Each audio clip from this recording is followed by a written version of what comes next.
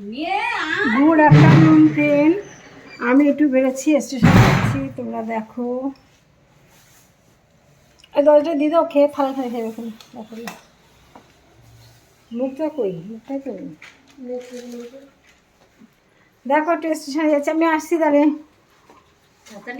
হুম,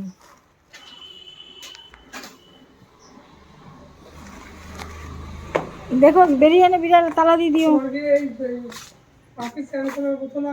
না, একটা আছে, আমি কাজ করি। হুম,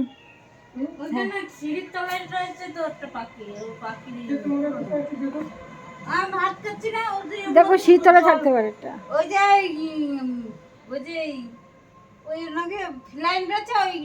যেটাতে জল ভরা আছে সেটা নিও না, সেটা পাখি চান করাই। আর একটা শীতল আছে বলছে।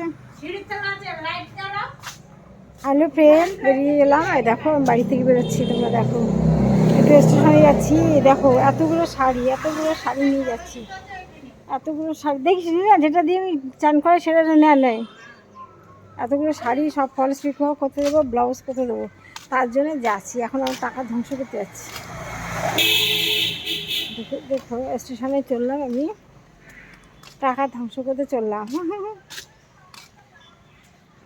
সব কিছু সেরে সকালে রান্না বান্না করে সব গুছিয়ে, বিড়ালের খাবার দিয়ে সব গুছিয়ে, ঘরে আমাদের কাজে মেয়েটাকে খেতে দিয়ে সব গুছিয়ে আমার হাতে রেখে সব গুছিয়ে তারপর তুমি যাবে। এখন সব গুছিয়ে আমি চললাম, আমি স্টেশনে যাচ্ছি। তোমরা দেখো, দেখেছো বাড়ির কাজ সব কিছু সামলে তবে আমার বেরোতে হয় বাইরে, আর নইলে আমার বেরোনো হয় না। আজকে আকাশটা মেঘলা মেঘলা আছে, আমার গরমে কষ্ট হবে না। ছাতা নিয়েছি অবশ্য, গরমে আমার আজকে কষ্ট হবে না, ভালোই যেতে পারবো। অসুবিধা হলে টোটো করে চলে আসবে। এই তো স্টেশন, বাড়ির পাশে স্টেশন, কিন্তু আবার টোটো করে চলে আসে সবাই হাসি বলে, এইটুকু হাঁটি এই কি বড় লোকে চাল দিচ্ছে, এইসব কথা বলে কী করি বলো। এইখান থেকে এইটুকু স্টেশন, তাই আমি কয়েক মাস পরে যাচ্ছি। জানো যাই হয় না, আমাকে কালকে বললাম কি যাবো না, যেতে হবে না, রোদে বেরোতে হবে না, শরীর খারাপ করবে, বেরোতে হবে না। বিকালবেলা বললাম যাবো, বিকালে তো বৃষ্টি এসে গেলো। পরশুদিন বিকালে ঝোঁক দিয়েছিলাম, না তুমি একা যেতে পারবে না, এখন যেতে হবে না, এই সমস্ত কথা। ফলে আমি যেলাম না। একা তো আমি কোথাও যেতে পারি না। আমি কি এদের ভাষায় ছাড়ে না সেটা বলবে না, বুঝেছো?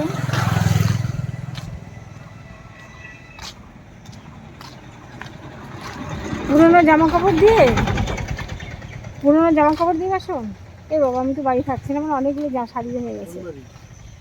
ওই বাড়িটা, এরপরে তিনতলা বাড়িটা, কিন্তু আজকে তো হবে, বাড়ি থাকছি না। বা টাকা নিয়ে বিক্রি নাও, শাড়ি নেন। কত করে? এ বাবা, এত কম দাম? হ্যাঁ, কিন্তু এখন তো বাড়ি থাকবো। দেখি, ঠিক আছে দেখি। হ্যালো, পুরোনো কাপড় দিয়ে বাসন নাও। আমাদের প্রচুর কাপড় পরে আছে, পুরোনো রঙ উঠে গেলে তো পরি না, তুমি জানো। এখন ভাবছি দেখি কী করি, সবাই কোথায়, মাথায় কী পড়লো কে জানে। দেখো আমি বড় বড় করে ভিডিও করি না, খুবই ছোট ভিডিও করি। আমার ভিডিওটা পুরো কেটে যাবে না, পুরো ভিডিওটা তোমরা দেখো, ঠিক আছে? টাউন হল দেখতে দেখতে গল্প করতে করতে টাউন হল এসে গেছি। দেখো এই ব্যাগ নিয়ে, একটা ব্যাগ নিয়ে, দেখো একটা ব্যাগ, কাঁধে একখানা ব্যাগ, এর ভিতরে ছাতা, ব্যাগ, টাকা পয়সা কিছু নিয়ে বেরিয়েছি। আমাদের কাজের মেয়েটা ও বলেছে, দিদি আমাদের একটা নেল পালিশ আনবি, লাল কালারের একটা নেল পালিশ নিয়ে আসবি। সেই লাল কালারটা নেল পালিশ কিনবো, এক কোটো সিঁদুর কিনবো, আর কিছু টুকটাক বাকি আছে, দেখি যেতে যেতে কী মনে পড়ে সেইগুলো কিনবো। শাড়িগুলো দেবো, আজ কতদিন ধরে পরে আছে শাড়িগুলো।